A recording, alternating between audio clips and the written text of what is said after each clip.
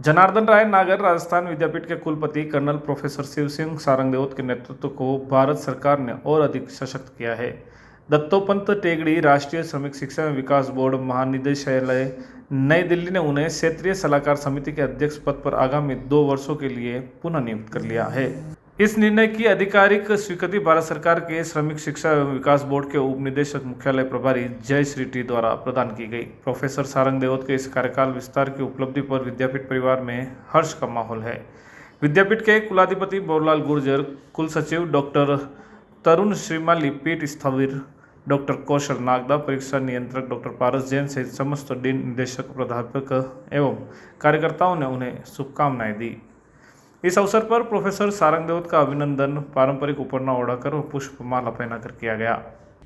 मुझे कल एक जो मुझे पहले जिम्मेदारी दी गई थी दत्तोपंत टेगड़ी श्रमिक शिक्षा बोर्ड में, तो 2 साल का मुझे और कार्यकाल बढ़ाया। तो मैं सबसे पहले तो भारत सरकार के इस विभाग का बहुत आभार व्यक्त करता हूँ।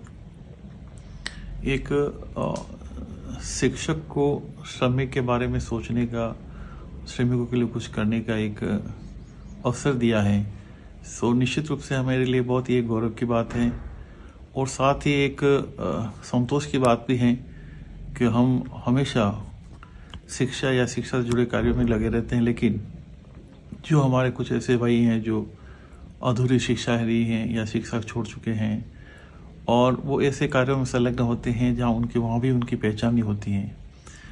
आप हम सभी ने देखा था कि जब कोविड-19 पैंडेमिक में एक दिन लॉकडाउन हुआ था और जो जहाँ लोग थे वहाँ से लोग पलायन करे और अपने अपने घर की ओर भागे, तो ऐसे बहुत से लोगों का था। तो सरकार के पास ऐसा कोई आंकड़ा ही नहीं था कि असंगठित क्षेत्र में लोग कितने काम कर रहे हैं और उनको किस तरह से सुव्यवस्थित तरीके से उनको एक जो क्वालिटी लाइफ दी जाए।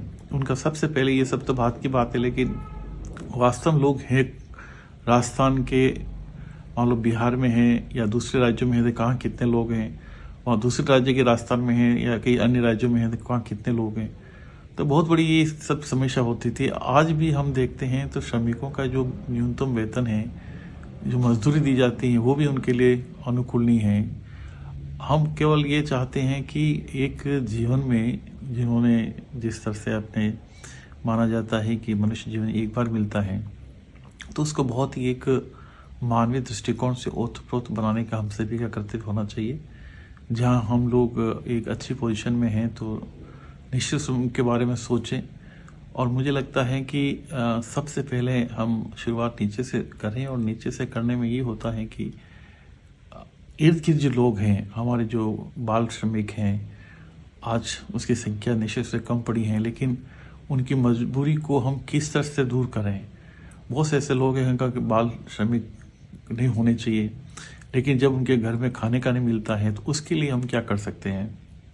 तो पहले हम जो इफेक्ट हैं उसके लिए कोज ढूंढें कि कोज क्या है, कोज को दूर करने, कोज के माध्यम से उसको इफेक्ट को कम करने की कोशिश करें। जो हमारे कॉज और इफेक्ट का एक बहुत बड़ा महत्व होता है, चाहे वो इकोनॉमिक बात करें या कहीं भी किस तरह से हम लेते हैं। तो हम सभी मिलकर, और मेरे पास एक बहुत बड़ा यहाँ के जो उदयपुर क्षेत्र के जो इस बोर्ड का एक पूरा कार्यालय है, वो हम अक्सर महीने 2 महीने मीटिंग करते रहते हैं, और फिर हम विलेज में जितने भी श्रमिक हैं उससे भी जुड़ते हैं। तो हम सब मिलकर एक बहुत अच्छा श्रमिकों के बारे में इसे सोच के साथ आशा करता हूं कि इस 2 वर्ष के कार्यकाल में जो ये जिस तरह से श्रमिकों को जो कुछ समस्याएं सामने हैं, उनके लिए कुछ हम, चाहे वो शिक्षा की हो, स्वास्थ्य की हो या रोजगारी को लेके हो, उसमें कुछ करने का प्रयास करेंगे। तक लकी ड्रॉ जीतने का आप मौका पा सकते हैं। आपको बस इस नंबर पर कॉल करना होगा। हमारे प्लान की कुछ विशेषताएं: उदयपुर से मात्र 20 मिनट की दूरी पर डपोक, एयरपोर्ट से मात्र 3 किलोमीटर की दूरी पर, सीमेंट फैक्ट्री के सामने आबादी में स्थित, petrol pump, bank, school, hospital, सभी सुविधाएं प्लानिंग के नजदीक, 40 फीट रोड पर प्लान, विकसित कॉलोनी, लाइट पोल, डामरीकरण के साथ एसटीयू कन्वर्ट प्लॉट। हमारा ऑफिस का पता है 212-213, दूसरी मंजिल, समृद्धि कॉम्प्लेक्स के सामने, कृषि उपज मंडी, मुख्य द्वार, रेती स्टैंड, उदयपुर।